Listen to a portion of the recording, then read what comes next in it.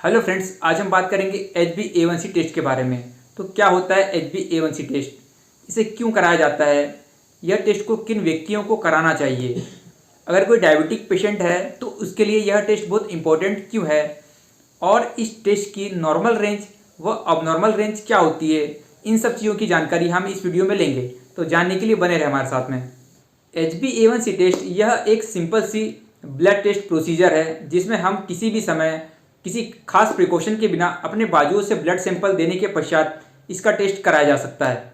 HbA1c test में हमें report percentage में प्राप्त होती है, जिसका मतलब ये होता है कि हमारे ब्लड में जितनी भी आरबीसीज है और हम जो भी फूड इंटेक कर रहे हैं और जिस ग्लूकोज को हम यूज़ नहीं कर पा रहे हैं, यह ग्लूकोज हमारे आरबीसीज के हीमोग्लोबिन के साथ में मिलकर के ग्लाइकेटेड हीमोग्लोबिन बनाता है।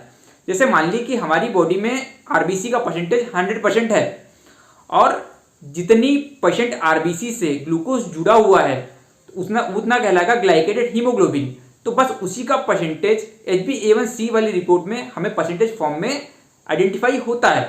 इसी ग्लाइकेटेड हीमोग्लोबिन के आधार पर हमें यह पता चलता है कि उस पर्सन में ग्लूकोज का मेंटेनेंस कैसा रहा होगा, क्योंकि एक आरबीसी की लाइफ 90 से 120 दिन की होती है और उसकी बॉडी में अगर ग्लूकोज का मेंटेनेंस नहीं हुआ होगा तो उसकी ब्लड ग्लूकोज का लेवल बढ़ा हुआ होगा और वही ब्लड ग्लूकोज आरबीसी से जुड़कर ग्लाइकेटेड हीमोग्लोबिन में कन्वर्ट हुई होंगी।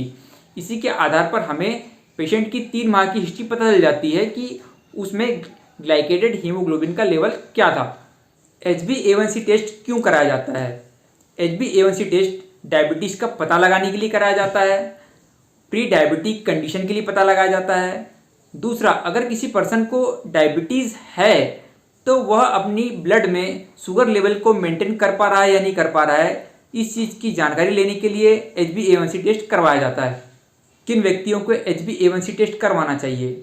जो पर्सन ओबीज है, ओवरवेट है, जिन पर्सन की फैमिली जेनेटिकल हिस्ट्री में डायबिटीज़ है, हार्ट प्रॉब्लम है, हाइपरटेंशन की कंडीशन है, ऐसे पर्सन को HbA1c टेस्ट जरूर करवाना चाहिए। ऐसे पर्सनों में डायबिटीज़ होने का रिस्क फैक्टर इनमें बना हुआ रहता है। अब हम HbA1c रिपोर्ट को एनालाइज करेंगे, जिसमें ग्लाइकेटेड हीमोग्लोबिन का डाटा परसेंटेज फॉर्म में दिया हुआ होता है। एक नॉर्मल पर्सन में इसका परसेंटेज 6 से कम होना चाहिए। अगर किसी पर्सन की रिपोर्ट में हमें इसका परसेंटेज 6 से 6.5 तक अगर होता है तो यह पेशेंट प्री डायबिटिक की कंडीशन में होगा या इससे भविष्य में डायबिटीज़ होने का खतरा रहेगा। और किसी पेशेंट में हमें HbA1c का परसेंटेज 6.7 प्राप्त होता है या इससे अधिक प्राप्त होता है तो यह पेशेंट डायबिटिक की कंडीशन में आता है, इस व्यक्ति को डायबिटीज़ है। अगर डायबिटिक पेशेंट अपनी ब्लड ग्लूकोज को मेंटेन नहीं कर पाते हैं तो HbA1c का रिजल्ट हमें 7 या 7 से अधिक प्राप्त होता है।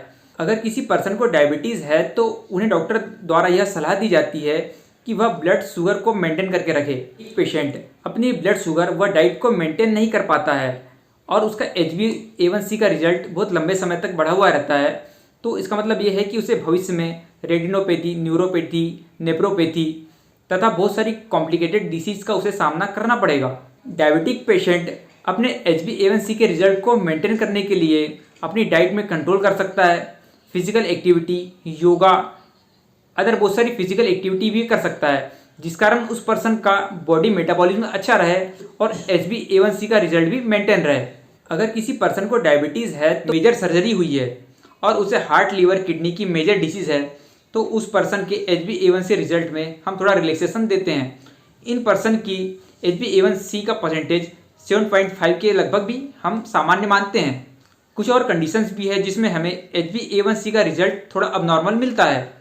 जैसे किसी पर्सन की मेजर सर्जरी हुई है, वो एनीमिक पर्सन है या उसने ब्लड डोनेट किया है, तो ऐसे पर्सन का हमें HbA1c का रिजल्ट नॉर्मल से भी कम मिलता है। जैसे 6% से भी हमें इनका रिजल्ट कम मिलेगा। लेकिन कुछ पर्सन ऐसे होते हैं जिन्हें मीगलोब्लास्टिक एनीमिया है, तो इसका HbA1c का रिजल्ट हमें नॉर्मल पर्सन से ज़्यादा मिलेगा।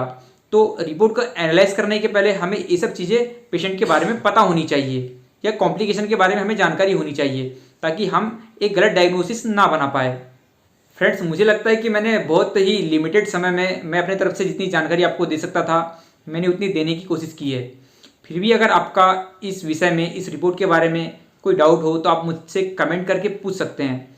और आपको अगर मेरी वीडियो और मेरी जानकारी अगर आपको अच्छी लगी होंगी तो आप मेरे वीडियो को लाइक करें, चैनल को सब्सक्राइब करें। Thank you.